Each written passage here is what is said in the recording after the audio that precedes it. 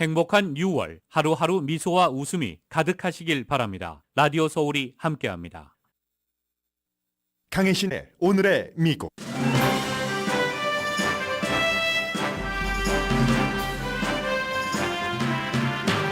나렌드라 모디 인도 총리의 미국 국빈 방문은 미국이 왜 미국 뜻대로 움직여주지 않는 인도 총리에게 레드카펫을 깔아주는지 그 이유를 보여줍니다.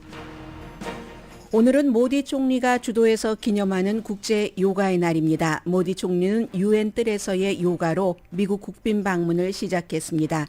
힌두교 신자인 그의 요가 전도는 천재적이긴 하지만 의심을 살 부분도 있습니다.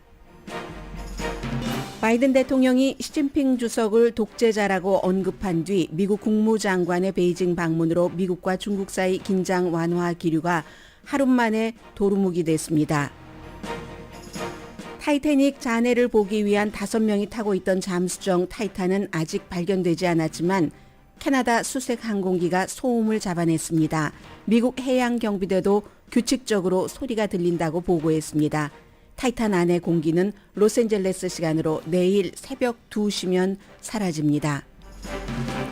사무엘 얼리토 연방 대법관이 억만장자 헤지펀드 창업자의 개인 전세기를 타고 알래스카 호화 별장에서 여행을 한 뒤 헤지펀드 창업자 법원 케이스에서 빠지지 않았다고 프로퍼블리카가 보도했습니다. 클래런스 토마스 연방 대법관의 호화 무료 여행 스캔들과 비슷한 케이스고 사무엘 얼리토 대법관은 부인합니다. 바이든 대통령의 아들이 세금과 총 관련 유죄 인정을 한 것은 지난 5년 동안의 수사를 마무리하는 듯 보이지만 대통령과 아들에 대한 공화당의 의회 조사는 더욱 강렬해질 게 분명합니다. 여러분 안녕하십니까? 오늘의 미국 강혜신입니다. 오늘 맨 앞에는 오늘과 내일 미국에서는 가장 중요한 뉴스가 인도 총리의 미국 국빈 방문이기 때문에 이걸 통해서 한번 미국과 인도와의 관계 그리고 미국이 구상하고 있는 세계의 경제 질서 여기에 대해서 인도도 만만치 않습니다. 여러 가지 경제라든가 아니면 지정학적인 위치가 인도는 무엇을 원하고 있고 왜 인도가 중국의 말도 다 듣지 않고 러시아의 말도 미국 말도 다 듣지 않는데도 인도는 그 모든 나라에서 대접을 받을 수 있는가 그런 부분들 그리고 요가까지 전해드리겠습니다. 세계 경제와 지정학적인 그런 바람이 분다라고 생각을 할 수 있고요. 인도와 미국이 서로 노리는 부분이 맞으면 차이 같은 것을 차이가 있어서 안 돼 하는 게 아니라 그냥 차이를 수용하자 하는 분위기로 지금 가는 것으로 보입니다. 그러니까 미국이 인도 모디 총리를 국빈으로 초대를 한 거고요. 나렌드라 모디 인도 총리 가장 중요한 것은 지난번에 윤석열 대통령의 미국 국빈 방문 때와 마찬가지로 의회 상하 합동 연설이 되겠죠. 당연히. 그리고 이제 내일 만찬도 있고 더군다나 이제 모디 총리는 인도 IBM 같은 데 너무 연관이 많잖아요. 해서 테크놀로지 업계 사람들과 만나는 것, 테크놀로지 업계에서 또 보고 있는 것, 제일 중요한 건 또 바이든 대통령과의 회담이 될 텐데 미국은 한때 인도가 인권 문제를 너무 험하게 다룬다 해서 비자 발급을 중단했던 적도 있습니다. 그런데 나렌드라 모디 총리에게 레드카펫을 깔아주고 있는 미국입니다. 아주 잘 짜여진 이벤트에 따라서 미국 오늘 내일 이틀 동안 중요한 의식을 맡게 되고 그 의식 뒤에는 이제 새로운 에너지 양국 다 인도 태평양 인도가 중요하게 생각하는 것은 인도양이고 미국이 중요하게 생각하는 것은 인도 태평양 지역이잖아요. 거기서 이제 공통 분모를 얻어서 각 나라가 무역보다는 오히려 국방이라든가 중국, 테크놀로지, 공급망 이런 데 신경을 쓰겠죠. 아직 완전히 미국 쪽으로 기울지 않은 인도. 그런데도 지난해에 인도가 중국과 국경인 히말라야 그쪽에서 미국과 같이 군사훈련을 했잖아요. 그 주가 우타라칸드 주에서. 그래서 베이징이 화났습니다. 또 한 번 또 베이징도 화났습니다. 미국만 인도에 대해서 짜증나 하는 게 아니에요. 또 이제 쿼드 때문에 일본, 호주, 미국, 뭐 인도 이 쿼드 때문에도 베이징이 엄청 화가 났는데 인도는 지금 세계 무대에서 인도의 순간이라고 보고 있는 것 같습니다. 그럴 수 있는 이유가 많이 있죠. 세계에서 아주 인구가 많은 그런 나라 가운데서 몇 안 되는 인구 강대국이기도 하고 경제적으로도 밝은 면이 있는 국가가 인도입니다. 대부분 나라가 제조업을 아주 오랫동안 무슨 중국에서 해오다가 뭐 베트남 같은 곳으로 조금 빼기도 하고 하다가 지금 인도 쪽으로 바꾸기를 원합니다. 어제 말씀드린 것처럼 현대자동차도 2016년까지는 인도에서 이윤이 많았지만 그 뒤에는 메이드 인 차이나 자동차 때문에 별로다라고 생각하고 이제 미국 쪽으로 많이 돌리고 있잖아요. 미국에서 인센티브도 주고 장기적으로. 그래서 제조업을 중국 쪽에서 인도 쪽으로 돌린다 할 때는 지정학적인 위치도 있어야지 되잖아요. 뭐 인도와 중국은 그다지 멀지도 않습니다. 또 그런 제조업을 돌릴 수 있는 곳인 것뿐만이 아니라 인구가 많으니까 그것도 저임금에 그것뿐만이 아니라 인도도 지금 중산층이 굉장히 빨리 늘어나고 있는 국가입니다. 경제력이.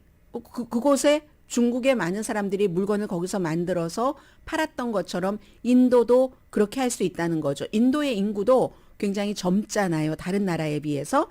그래서 이제 이 중국 마켓만으로는 안 되겠다. 한국을 포함해서 다른 마켓을 뚫어야지 되겠다 할 때 중국 플러스 another one이 인도를 딱 선택하기가 아주 좋다는. 그래서 이제 인도가 뭐 미국에도 중국에도 러시아에도 다 마음에 안 들게 해도 뭐 뭔가 그럴 수 있는 위치에 있다는 거고 인도 정부가 미국과 관계도 조금 더 좋게 하는 게 중국과 딜하는데도 좋다라고 판단을 했다는 겁니다. 국가에 따라서 미국이냐 중국이냐를 선택을 해야지 되는 국가 또 어떠한 시점에 그런 나라가 있는데 인도는 그렇지 않은 겁니다. 지정학적으로 경제적인 어떤 그 밝은 면이라든가 인구 면에 있어서 워싱턴에 있는 띵크탱크 윌슨 센터의 남아시아 연구소장인 마이클 쿠겔맨 씨가 이렇게 얘기를 합니다. 지금 미국과 인도가 그야말로 인도 태평양 극장에서 티에터에서 딱 눈을 마주치고 뭐 스타로 한번 활동을 해볼 그런 것을 서로 생각을 하고 있다는 얘기를 하고 있습니다. 미국은 서구 것을 인도양 지역에 심어보고 그리고 태평양과 남중국해가 미국의 포커스를 두는 부분이잖아요. 아시아에서. 인도는 인도양입니다. 인도양. 아주 오랜 동안 인도가 고려하고 있는 것은 인도양이고 해서 이 지역에서의 해양 안전을 보고 따라서 히말라야 중국과 국경 지역에서 미국과 군사훈련도 인도가 하고 있다는 얘기입니다. 그래서 이제 여러 가지 이 아젠다가 이번에 아마 바이든 대통령과 인도 총리가 정상회담을 하고 나서 발표하는 어떤 성명서에도 구체적으로 중국을 언급하지는 않을 겁니다. 그렇지만 여러 가지 세세한 아젠다를 보면은 두 나라가 다 인도나 미국이나 인도 태평양에서 입지를 강화한다 이런 것들이 분명히 속할 거고요. 그런데 우크라이나에 대해서는 아직 미국이 원하는 만큼 인도가 따라와 주질 않습니다.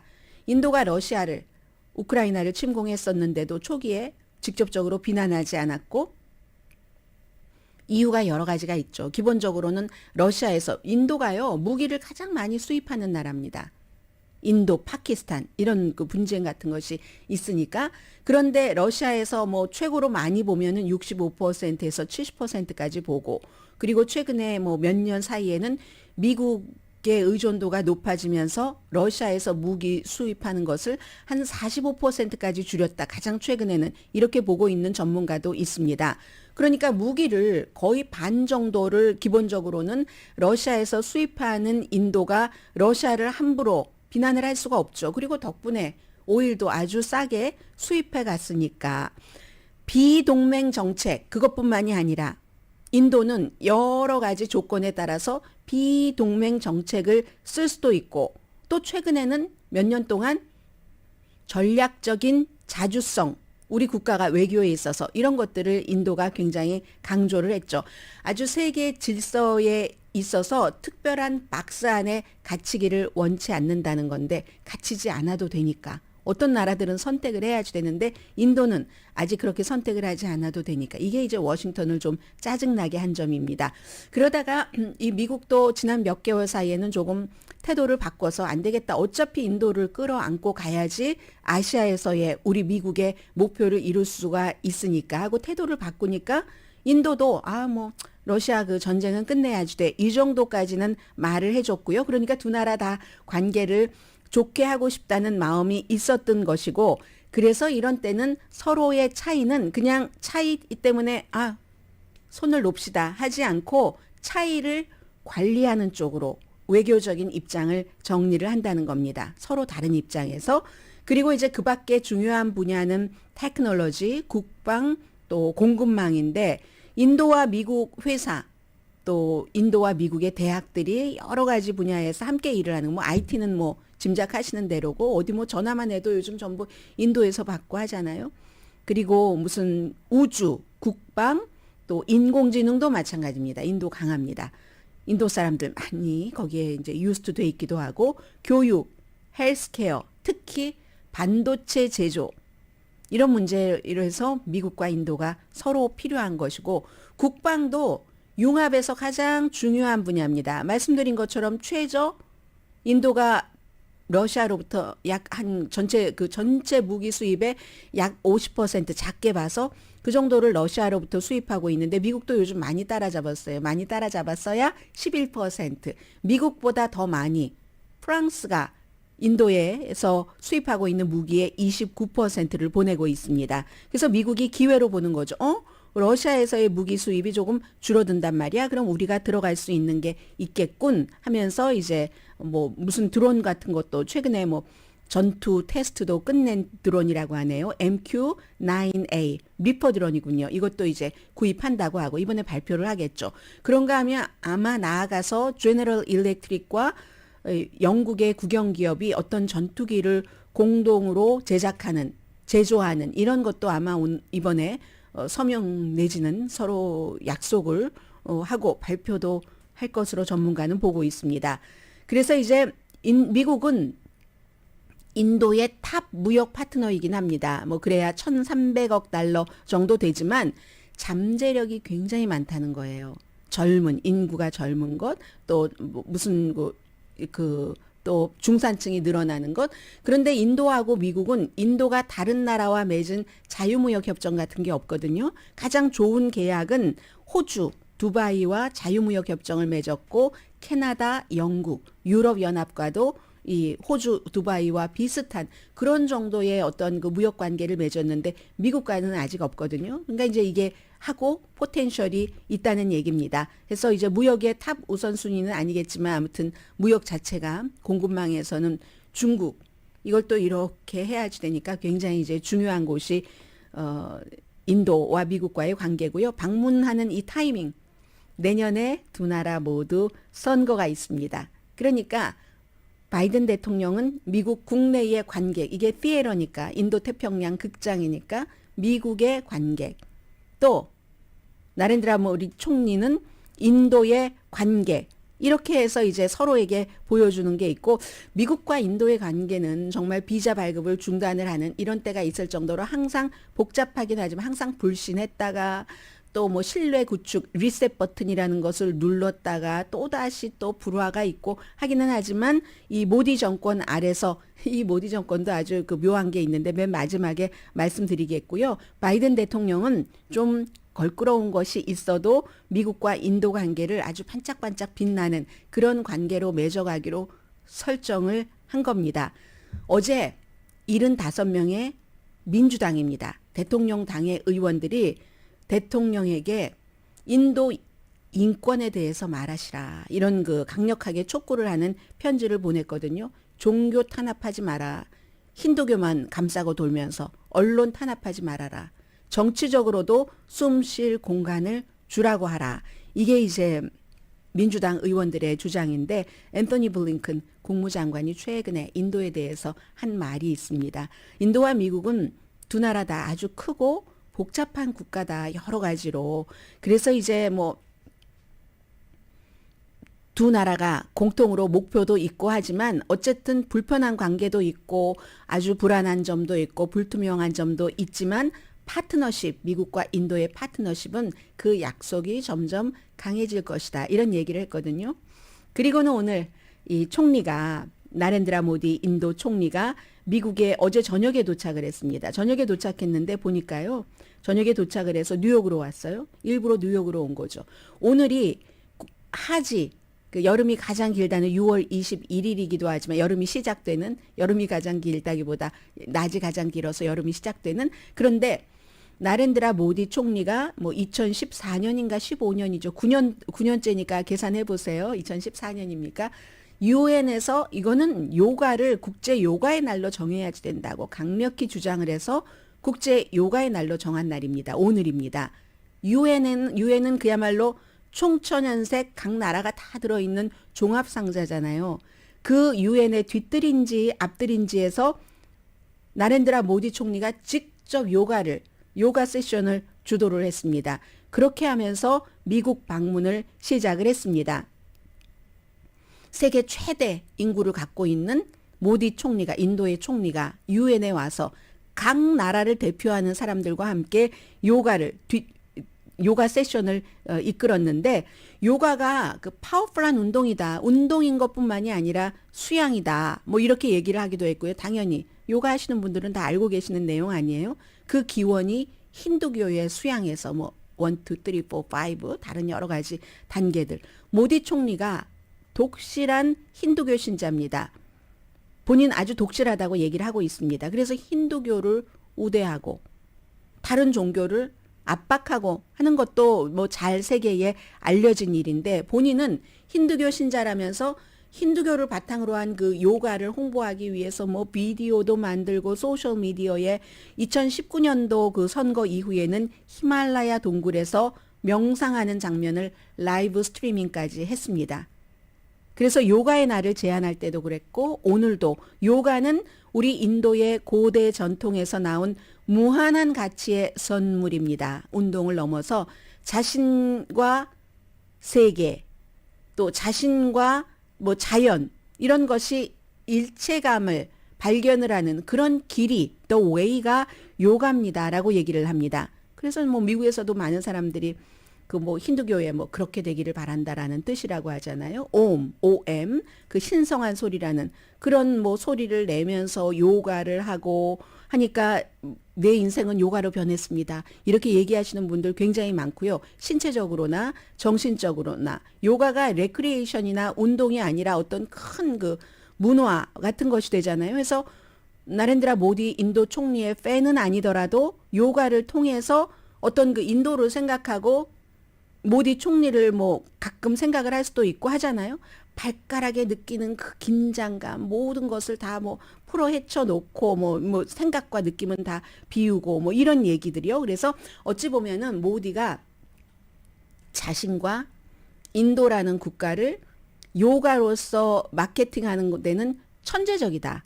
그거는 이제 많은 사람들이 인정을 하고요. 그렇기는 하지만 이게 뭐 힌두교 좋다고 홍보하면서 무슬림은 엄청 압박을 하고 운동가들도 그렇고 저널리스트들도 압박을 하고 이런 면들. 그러니까 아마 나렌드라 모디 그 총리도 힌두교의 독실한 신자이긴 하지만 그거로 명상하고 다 뭐 이런 거 있잖아요. 우리가 인도하면 크리스나무르티의 뭐 아는 것으로부터의 자유 뭐 바가바기타 많이 있잖아요. 많이.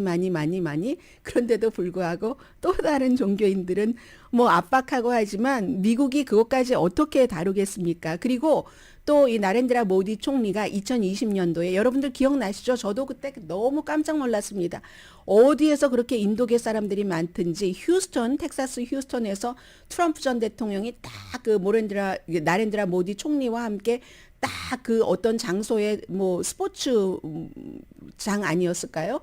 거기에 등장을 하니까 5만 명이나 되는 인도계 사람들이 쫙 나왔고 그때 모디 총리가 지금 인도 말로 이 타임은 트럼프의 타임입니다 하면서 트럼프 전 대통령을 지지했잖아요. 선거가 있는 때. 그래서 외교적으로 참 맞지 않는다는 비난도 받았는데 그것도 카멜라 해리스가 흑인계이기도 하지만 인도계이기도 한데도 불구하고 트럼프를 바이든 카멜라를 지지한 게 아니라 트럼프 펜스 카드를 공식적으로 인도계 사람들에게 투표해달라고 지지를 했었던 사람이 나렌드라 모디 인도 총리입니다. 그런데 바이든 대통령은 그랬던 모디 총리를 손을 잡아야지 되겠다 하고 이제 오늘 내일 융숭하게 대접을 할 겁니다.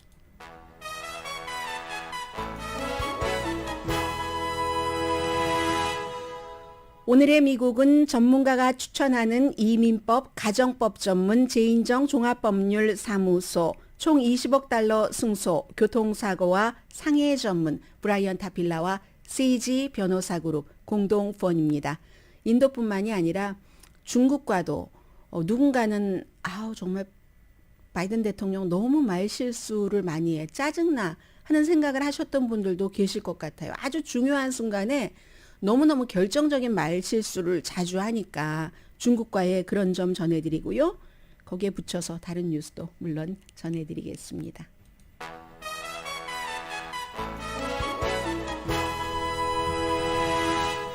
라디오 서울방송 오늘의 미국 듣고 계십니다. 네, 이제 바이든 대통령이 어제 캘리포니아주에 왔잖아요. 그래서 오후에는 8명의 인공지능의 전문가 중에 전문가들과 여러 가지 회담을 하면서 인공지능이 더 활성화되기 전에 연방정부에서 만들어야 될 규제라든가 인공지능의 장점도 얘기를 하고 우리가 이제 사는 방법이 다 바뀌는 거니까요. 배우는 것, 가르치는 것 등등등. 그런데 그게 이제 악영향을 줄 것을 막는 아무튼 정부의 방향이 그런 것을 신경 쓰고 있다는 것을 보여줬습니다. 그리고 이제 기금 만찬을 하면서 시진핑 중국 국가주석을 독재자라고 언급을 했거든요. 이게 무슨 아주 시리어스하게 그렇게 언급한 건 아니지만 미국 대통령이 시진핑 주석을 독재자라고 하니까 중국에서 당연히 외교부에서 가만히 있지 않았습니다. 그래서 말은 어떻게 한 거냐면요. 올해 초에 스파이 풍선이 미국에서 항로를 벗어났을 때 시진핑이 대단히 당황했다. 왜냐하면 당황하고 막 업셋됐고 화가 나고 그랬었는데 그렇게 업셋된 것은 내가 그 스파이 풍선을 격추시켰을 때 막 전투기 나가고 그랬잖아요. F-16. 그랬을 때 시진핑은 그 풍선이 미국 영공에 있었다는 것을 몰랐기 때문에 그렇게 업셋되고 당황됐었다. 무슨 일이 일어났는지 몰랐다는 것은 독재자에게는 굉장히 당혹스러운 일이다. 여기서 이제 독재자라고 표현을 했습니다. 그랬더니 중국의 외교부 대변인이 그 커멘트와 반대다. 사실과 반대고 정말 터무니없고 부적절하다. 정규 브리핑에서 얘기를 한 겁니다. 무슨 특별하게 브리핑을 따로 한 것은 아니고요. 외교 에티켓에 어긋나는 노골적인 정치 도발로 중국의 존엄성을 침해했다. 황당하고 무책임한 발언에 반대한다. 중국 대사가 한국에서 한 얘기는 전혀 상관 안 해요. 그래서 항로를 이탈한 그런 기상풍선, 날씨를 하다가 그렇게 이탈했다고 했잖아요. 중국에서. 그런 것에 대해서 미국이 아주 차분하고 전문적인 매너로 대했어야지만 된다. 그런데 미국은 사실을 왜곡하고 날씨 기상 보려고 했었다는 거잖아요. 근데 미국은 그 안에 들어있는 여러 가지 장비가 스파이 장비라고 얘기를 하고 있고 그것이 미국뿐만이 아니라 라틴 아메리카나 다른 유럽 쪽에서도 떠 있었다 하는 것까지 발표를 했었고요. 그래도 중국은 미국이 사실을 왜곡하고 무력을 동원해 F-16기, 그거 좀 웃겼어요. F-16기를 동원을 해서 사건을 과대하게 포장을 해서 활용을 했다. 그래서 이제 상대 국가를 놀리고 bullying하고 그야말로 이거는 패권주의를 드러낸 것이 아니냐 이렇게 주장을 했습니다. 아무튼 그래서 이 내용 자체는 그때 그 스파이 풍선 일이 있었기 때문에 미국에선 그게 떠다닌다. 아니 왜 요즘 같은 때 그런 스파이 풍선을 하지 뭐 위성으로도 드론으로도 충분히 할 수 있는데 그러니까 또 누군가는 이게 시진핑 모르게 다른 무슨 국방부라든가 시진핑의 정책에 반대하는 사람이 일부러 미국 화나게 하려고 했을 거야. 아니면 미국을 중국 그 공산당이 떠보느라고 이렇게 할 때 어떻게 반응을 하느냐. 막 그렇지만 우리는 100% 정확한 것은 알 수 없습니다. 미국 사람들은 대체로 미국 발표를 믿을 것이고 중국 사람들은 대체로 중국 발표를 믿을 텐데 그런데 그 일로 인해서 앤서니 블링컨 국무장관의 예정됐었던 중국 방문이 취소가 됐고 뭐 며칠 하루 이틀 전에 그런 일이 일어났기 때문에 출발하기 전에 그랬고 그래서 이번에 다시 방문을 해서 돌파구까지 마련을 하지는 못했지만 그렇지만 어느 정도 무슨 뭐 왕위 뭐 친강 시진핑을 다 미국의 국무장관이 만나고 나서 기본적으로는 미국과 중국이 긴장이 아니라 긴장을 해소하는 쪽으로 가겠다고 합의 정도는 했잖아요. 그 합의에 대해서 발표를 하고 하루 만에 지금 이런 일이 있는 겁니다. 대통령이 딱 중국과 연관된 얘기를 하는 것도 아니고 기금모금에서 독재자로서는 당혹스러운 일이지 해서 제가 도루묵이 됐다라고 말씀을 드리는 건데 이것도 사실은 말이 도루묵이라는 거지 그 정도 가지고 중국도 체면이 있으니까 뭐 당연히 외교부에서 성명 같은 것은 발표를 해야지 되겠지만 큰 그림으로 미국의 국무장관과 시진핑 중국 국가주석이 35분이나 만나주고 관계를 다시 완전히 깨서 정말 도루묵이야 만들겠습니까? 아무튼 그런 것들. 그래서 이제 정말 말은 조심해야지 되는데 그러면서도 바이든 대통령도 뭐 악의적으로 말한 것 같지 않아요. 그 말한 뒤에 이제 이렇게 다시 서로 잘해보자 하고 합의를 봤으니까 곧 soon 기후 대사 존 케리가 베이징을 방문을 할 것이다 라고 얘기를 했습니다.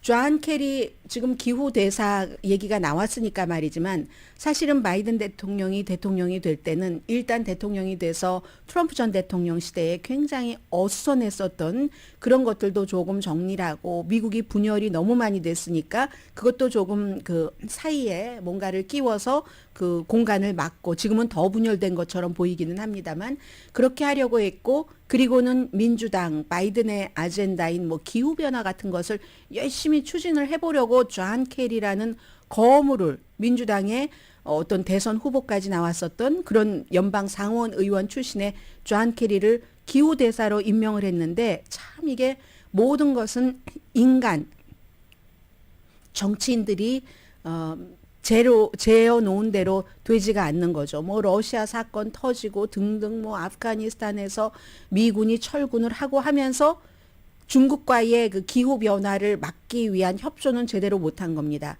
중국과 미국이 많은 서로의 의견 차이가 있지만 기후 변화에 대해서는 함께 힘을 합쳐야지만 일을 할 수 있는 건데 그런데 그런 일들을 전혀 못하고 있다가 일단 이제 존 케리를 곧 그 중국에 방문을 시키겠다는 얘기를 했고 그리고 이 말도 왜 나왔냐면요.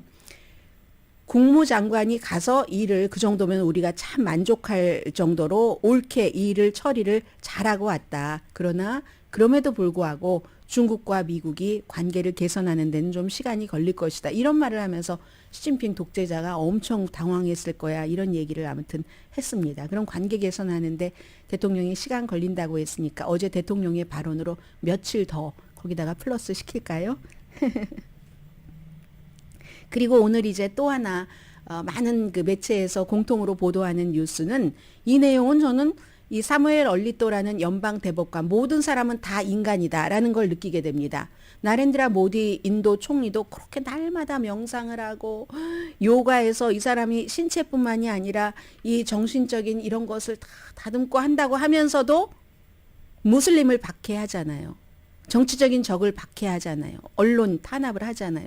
그런데 마찬가지로 이 연방 대법관들은 미국에서 그야말로 여러 가지를 심사를 해서 그나마가 아니라 가장 공평하게 일을 판결할 수 있을 것이다. 그럼 공평하게 일을 판결을 할 때는 개인 사생활에 있어서도 조금 깨끗하고 투명한 사생활을 원하는 것 아니겠어요? 그리고 그렇게 살아온 사람들이 공평한 판결을 내릴 확률이 높고 그런데 요즘 미국 사람들이 계속 연방 대법관에게조차도 실망을 하는 겁니다. 여기에는 이제 뭐 영리를 목적으로 하는 건 아니지만 프로퍼블리카라는 그런 매체가 있기 때문에 지난번에 클래런스 토마스 연방 대법관도 수십만 달러 뭐 여행을 무료로 가거나 그것도 한 해 두 해가 아니라 수십 년 동안 또 알고 있는 그 친척 아주 본인이 아이처럼 돌보는 그런 아이의 너무너무 비싸게 드는 학교 등록금도 다 무료로 뭐 집도 그렇고 선물도 이만저만이 아니고 하는 것을 알게 됐는데 이번에는 사무엘 얼리또입니다. 사무엘 얼리또의 그 보수성도 이거는 못지 않습니다. 아마 클래런스 토마스 다음으로 가장 확고한 보수일 겁니다.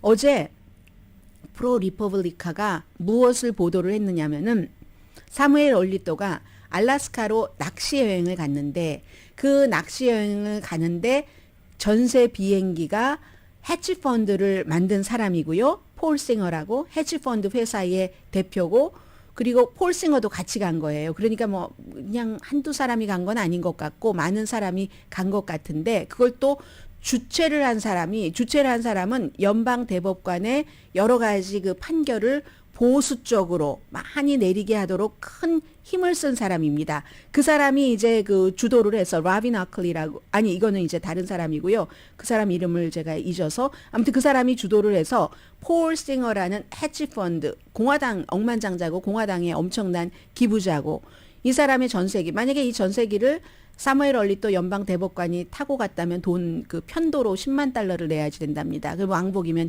20만 달러예요. 그리고 이 사람이 묵은 곳이 하룻밤에 알래스카에서 1,000달러 하는 랏지니까 뭐 굉장히 그 호화스러운 곳이죠. 이것도 역시 그 라빈 아클리 2세라는 뭐 공화당의 그 기부자. 근데 이 사람하고는 뭐 일로서는 상관이 없었어요. 이 전세기의 주인인 폴 싱어가 그렇게 해서 이게 오래전의 일이에요. 2008년도에 그 낚시 여행을 간 건데 그리고 나서 2010년도 초반에 2012년인가 2014년인가 어디는 2012년이라고 하고 어디는 2014년이라고 해서 제가 두 가지를 말씀을 드리는 겁니다. 이 폴 싱어 회사에 대한 판결을 해야지 됐어요. 그 당시에 아르헨티나에서 뭔가를 이 해치펀드 회사를 고소했는데 그리고 판결 자체는 7대 1로 이 해치펀드 회사의 입장을 미국의 연방 대법관들은 들어줬고 그 해치펀드 회사의 편을 들어준 사람 한 표 가운데는 그 7표 가운데는 사무엘 얼리또의 표도 있었던 겁니다. 그러니까 프로퍼블리카는 아니 그렇게 무료로 엄청나게 화려한 여행을 갔다 오고 말이야. 그리고는 그럼 그런 일이 있으면 나는 이래서 안 된다고 하고 빠져야지 빠지지도 않고 그 선물 여행 선물 받은 것은 선물 기록하는데 클래런스 토마스처럼 기록조차도 안 했단 말이야. 이렇게 보도를 했어요. 그런데 프로 리퍼블리카가 사무엘 얼리또에게 인터뷰를 하자고 요청을 했겠죠. 연방 대법원을 통해서. 그랬더니 이 사람은 아무 말도 하지 않을 것이다 라고 답을 했다는 거예요. 그리고는 월스트리트저널에 오늘 여러분들께서 보시면 월스트리트저널에 저는 읽다가 말았습니다. 하도 굉장히 의도적으로 그렇게 더 쓴 것 같아요. 더 쉽게 읽기라고 쓴 게 아니라 나는 연방 대법관이니까 법적인 면에서만 쓴다 하고 썼는데 잘 안 읽히는 부분이 많았는데 요지는 뭐였냐면요. 그 당시에 나는 그 여행을 무료로 간 것에 대해서 선물 받았다고 보고를 안 했어도 됐다. 이게 이제 요지예요. 왜냐하면 개인적인 호의라고 해서 연방 룰에 따르면 그 당시에 그 룰에 따르면 개인적인 그 호의에 따라서 내가 어떤 비어있는 좌석을 하나만 점유하고 있었을 뿐인데 그런 것까지 보고하지는 않았어도 된다. 그리고 나는 솔직히 싱어도 잘 모른다. 그 전세기 주인도 몇 번 얘기했을 뿐이고 내가 그 사람을 알아야지만 된다는 타당한 이유도 없다. 이렇게 막 복잡하게 썼어요. 나는 아무런 잘못이 없다. 그저 비어있는 비행기 좌석에 앉아 있었을 뿐 내가 아는 전부야. 이렇게 썼습니다. 그랬더니 퍼블리카도 구속력이 있는 그 윤리 규정은 없었다는 것을 강조를 해서 보도는 했습니다. 그러나 이제 연방 대법관들에게 우리가 느끼고 기대하는 바가 있으니까요. 연방 공무원만 하더라도 얼마 이상은 받지 못하잖아요. 선물이. 미국에도 김영란법이 있습니다. 그래서 이제 받지 못하는데 그렇게 아니 뭐 비행기 값만 그렇고 호텔 값만 그렇고 이런 게 있고도 보고도 안 하고 왜 그 판결에 본인이 안 나가도 되는데 그걸 참여를 했어? 라고 저스틴 엘리어트 기자가 이 사람이 지난번에도 클래런스 토마스의 그 케이스도 썼던 기자거든요. 그래도 아니 땡큐 한다 이렇게라도 우리 매체와는 인터뷰를 하지 않았지만 프로 그 퍼블리카하고는 안 했어도 뭐 월스트리트 저널하고라도 했으니까 그로써 이 사무엘 얼리토가 가장 좋아하는 믿는 신문은 월스트리트 저널이다 하는 것도 알게 됐고요. 자, 잠시 뒤에 잠수정에 관심 많으신 분들 굉장히 많으시죠. 전해드립니다. 교통사고 전문 변호사 브라이언 와인버거 1800-605-0777 We will fight for you. 변호사 브라이언 와인버거 1800-605-0777 제니를 찾아주세요. 센터 메디컬 그룹을 소개합니다. 병원까지 모셔다 드리는 무료 픽업 서비스. LA 코리아타운, 오렌지 카운티, 사우스베이 지역 모두 해당됩니다. 당일 4시간 초고속 리퍼 가능. 미국 내 어느 곳이든 원하는 병원을 가실 수 있도록 지원. 센터 메디컬 그룹을 선택해주세요. 가입 문의는 213-226-8006, 213-226-8006. 센터 메디컬 센터 메디컬 센터 메디컬 그룹. 환자 중심의 의사 그룹, 센터 메디컬 그룹. 모국 관광의 대명사 3호 관광. 3호 관광만의 진해 벚꽃 스페셜 투어. 꿈에 그리던 고향, 북한이 바로 보이는 백령도 숙박에 73년 분단의 현장인 판문점과 도라전망대, 광양 포스코 제철소 견학에 이어 진해 해군사관학교 벚꽃 축제를, 전주 한옥마을, 여수 해상 케이블카 등 고국의 아름다운 봄을 만끽하세요. 서울 인터컨티넨탈 호텔 등 전일정 5성급 호텔로 모시는 스페셜 투어. 오직 3호만이 가능합니다. 9월 14일 단 한 번 떠나는 모국 관광, 조국 사랑의 뜨거운 감동까지 전합니다. 대한항공 최우수 1등 대리점, 서울 왕복 티켓도 제일 저렴한 3호 관광. 213-427-5500, 427-5500. 우와 대박이다. 명가 해장국이 라케나다, 알케디아에 이어 가디나 3호점을 오픈했습니다. 아침 저녁으로 쌀쌀한 이때 따끈한 선치 해장국, 우거지 갈비탕이 땡기면 명가 해장국으로 오세요. 즐거운 퇴근길, 감칠맛 나는 명가 해장국, 족발, 보쌈국으로 온 가족이 행복하세요. 91번 프리웨이 내리자마자 놀만디와 아테샤가 만나는 코너 게이트웨이 플라자몰, 투고와 주말단체 모임도 환영합니다. 1425 웨스트 알테샤 블루버드와 놀만디 만나는 곳. 310-630-0188, 310-630-0188. 꿈과 희망 함께하는 1993년 출발한 종합보험사 켈코보험이 창립 30주년을 맞이했습니다. 이익보다는 책임에 더 집중했습니다. 켈코보험의 경영 이념인 고객의 성공, 켈코인의 행복을 지향하기 위해 노력했습니다. 그 결과 한인 최대 규모의 종합보험회사가 되었습니다. 켈코보험 창립 30주년을 맞이해서 다시 한번 켈코보험을 사랑해주신 고객들에게 깊은 감사의 인사를 올립니다. 걱정 끄세요. 켈코보험이 있습니다. 오늘 점심은 뭐 먹지? LA에서 유명한 구포 추어탕의 추어 불고기 콤보, 여기에 전복을 추가한 전복 추어탕 어때요? 오, 맛도 챙기고 건강도 챙기고 일석이조. 고향 밥상 그대로 구포 추어탕의 신선하고 정갈한 반찬들. 담백한 고향의 맛, LA 추어 요리는 구포 추어탕. 월요일부터 토요일 오전 10시부터 저녁 7시까지 팔가와 베렌도 213-384-5537, 213-384-5537.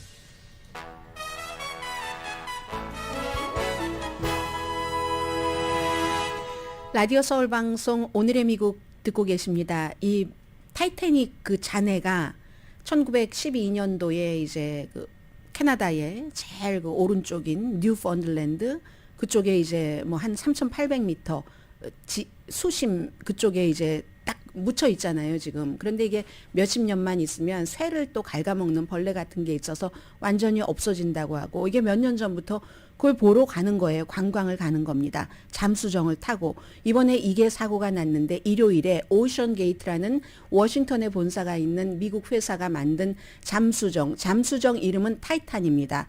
이 타이탄이 5명, 그러니까 오션 게이트의 CEO인 엔지니어 조종사로 갔고, 뭐 영국계, 파키스탄계 영국인 아주 억만장자, 그리고 무슨 뭐 아버지와 아들, 전에 그 프랑스의 뭐 군 출신의 뭐 어떤 사람, 이렇게 해서 5명이 전부 남자예요. 남자가 갔는데 1시간 45분 지나고 나서 말하자면 교신이 끊긴 겁니다. 끊겼는데 그러면 수천 미터 그 아래에 있었다는 건데 결국은 그래서 그렇게 하다가 지난 그 몇 시간 사이에 4시간 동안 30분 간격으로 한 번씩 뱅뱅 하는 소리가 들렸다는 거죠. 그러니까 그 안에 조종사가 있고 엔지니어가 있고 하니까 이게 뭔가 신호일 수도 있다. 사람이 살아있다는 신호일 수도 있다 하고 수색을 하고 있지만 이거 국제적인 수색입니다. 지금까지는 아직 뭔가가 발견되지 않았고요.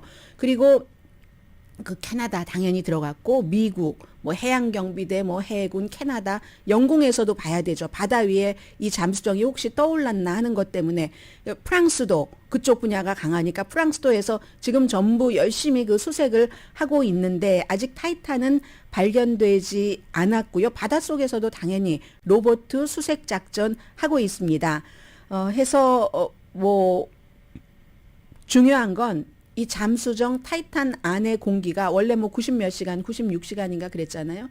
제가 계산을 해봤더니 내일 로스앤젤레스 시간으로 2시 아니면 3시가 될 수도 있습니다. 그 안에 이제 공기가 들어있는데 그 공기가 사람들이 호흡을 어떻게 하느냐에 따라서 공기가 소진되는 시간이 조금 달라진대요. 그래서 뭐 2시나 3시경 늦으면 그때까지 그 안에 발견을 해야지 되는 거죠. 그런데 이게 또 잠수정이 안에서는 문을 열고 나올 수가 없습니다. 완전히 밀폐돼 있어야지만 그 안에 사람들이 살 수 있기 때문에 바깥에서 누군가가 문을 열어줘야지 되는 거거든요. 그런데 그 잠수정에 타기 전에 한 사람이 한 얘기가 영국인 억만장자가 한 얘기가 날씨가 굉장히 나빴다고 그 뉴펀들랜드에 뭐 한 40년 만에 최악이라고 하나요? 그래서 굉장히 위험하다는 걸 알면서도 간다 하는 친구에게 그 같은 메시지는 남겼는데 여러 가지 시나리오는 있습니다. 만약에 뭐 무게를 이게 딱 뭔가에 부딪혔을 수도 있고 그러면 좀 나쁜 거죠. 부딪혀서 움직이지 못하는 상황이 왔을 수도 있고 어떻게 해서 뭔가가 누출돼서 뭐 그 두께도 뭐 꽤 아주 두껍고 그리고 아주 따뜻하게 돼 있고 또 안에는 불이 아주 천정에 작은 거 2개만 있어요. 램프 비슷한 게. 그리고는 바깥은 환하죠. 왜냐하면 3,800m 아래로 가서 타이타닉 그 조각 파편들을 보려면 아주 자세히 그 안에서 봐야 되잖아요. 그런 상태에서 이게 뭔가 그 안에 엔지니어가 들어있으니까 이게 교신이 끊기면서 무게 같은 것을 줄이기 위해서 어떤 장치를 썼다?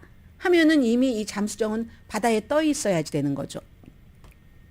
바다에 떠 있나 하는 것을 보기 위해서 딱 그 항공기로도 지금 전부 모니터링을 하고 있는 건데 누출된 그런 사고가 있으면 이미 폭발해 버렸을 수도 있고 그 안에서 알 수 없는 겁니다. 다만 지금 바깥에서 전문가들이 알 수 있는 것은 내일 로스앤젤레스 시간으로 새벽 2시나 3시경이 되면은 공기가 이제 다 소진해 버린다. 그러면 그 전에 뭔가를 발견을 해야지 되는 거예요. 그러면 이게 민간으로서 정말 민간뿐만이 아니라 USS 함대보다도 더 깊이 내려갈 수 있는 그런 그 잠수함이기 때문에 그리고 이 잠수정이 있지만 잠수정을 관리를 하는 배도 쭉 근처에서 당연히 따라갔겠죠. 교신이 끊겨서 지금 어떻게 할 수 없는 그런 상태인데 그렇게 깊이 그렇게 빠른 시간에 그 안에까지 수천 미터 깊이로 들어가서 구할 수 있는 그 잠수정이 뭐 있기는 있다고 해요. 근데 이게 시간 문제이기 때문에 뭐 해당 지역에 로봇가 있는 그런 선박들도 많이 있고요. 완전히 그 밀폐된 그 상태에서 지금 이제 이래서 많은 사람들은 제일 중요한 것은 그분들이 굉장한 모험심을 갖고 간 거잖아요. 물론 무슨 뭐 국가의 무슨 원대한 뭐 이득을 위해서 그런 공적인 일을 위해서 간 건 아니지만 모험심이 많은 사람들이 그 타이타닉의 조각을 보겠다고 1인당 뭐 열흘 정도의 그 관광 패키지 안에 들어있는 거거든요. 이게 25만 달러 이상 들었다고 하는데 1인당이요. 그런데 이제 이렇게 되고 보니까 이 회사 오션게이트라는 회사에서 전에 일하던 사람들이 안전에 대해서 책임질 수 없다 하면서 뭐 회사를 소송한 케이스도 있고 리더십이 안전은 생각하지 않고 말이야 뭐 이런 본인이 모험한다는 것과 무슨 사업 거대한 이런 것만 생각을 했다 해서 막 지금 비판이 많이 나오고 있어요. 그리고 또 어떤 사람들은 아직 이런 얘기를 할 단계는 아니지만 그 정도로 극단적인 이건 익스트림한 스포츠야? 아니면 익스트림한 관광이야? 그런 거를 그렇게 꼭 할 모든 건 다 필요가 있죠. 필요가 있으니까 하는 거지만 이런 생각을 하시는 분들도 있고요. 어쨌든 오션 게이트의 CEO도 그 안에 들어있는 사람이기 때문에 나중에 이제 이 문제가 아주 안전하게 다 그분들이 구조되고 나면은 어떠한 일이 있다고 이게 다 정리가 되면서 세상에 새로운 빛을 줄 수도 있겠죠. 그 같은 심해를 탐험하는 이런 것에 대해서는. 그러나 지금까지는 아직은 이분들을 구하는 그 국제적인 수색 작업이 이어지고 있습니다.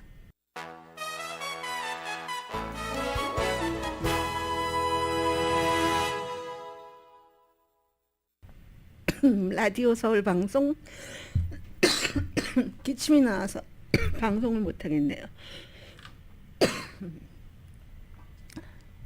해봐야죠. 헌터 바이든이 어제 이제 본인의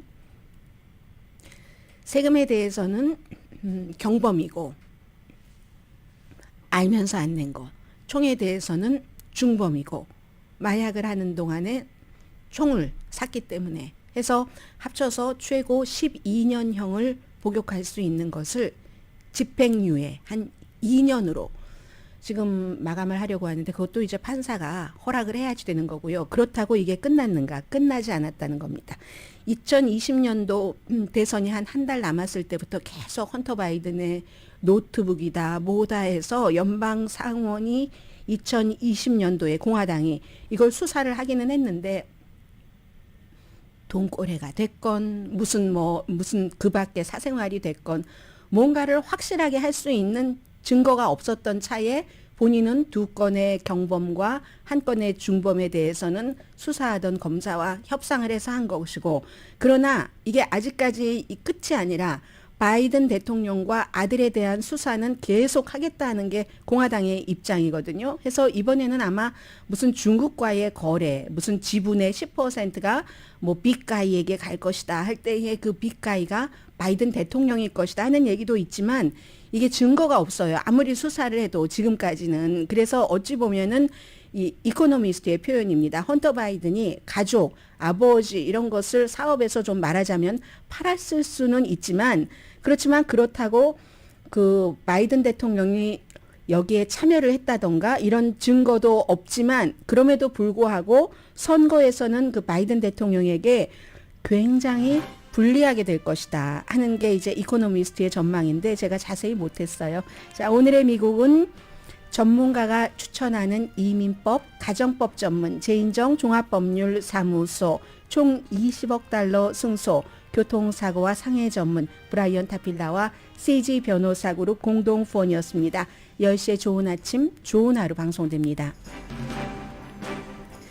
오늘이 이제 해가 가장 그 긴 날이라고 하니까 여러분들, 저도 한 번도 늘 뉴스 할 때는 오늘 해가 제일 긴 날이에요 말씀드리면서 얼마나 긴가를 철저하게 느껴보지 못했거든요. 오늘 한번 느껴보려고 하고요. 제가 한 30초 정도 시간이 있으니까 조금 더 그 헌터 바이든의 얘기를 말씀을 드리자면은, 이게 이제 중간 선거에서 하원에서 공화당이 약간의 차이로 다수당이 되고 나서 또 계속 그 하원에서도 수사를 해왔는데 뭐 결국은 딱 하나입니다. 증거. 그리고 많은 사람들은 왜 이러이러한 일이 있을 때 주류 언론에서는 보도를 하지 않아라고 보도를 하는데, 주류 언론에서는요 그 보도를 할 만한 가치가 있을 정도의 증거가 있을 때 그때 보도를 합니다. 그러나 뭐 믿거나 말거나 하는 풍자 언론 이런 데는 사진도 마음대로 조작을 해서 쫙 뿌리잖아요. 그게 정통 언론과 가짜의 차이인 거죠.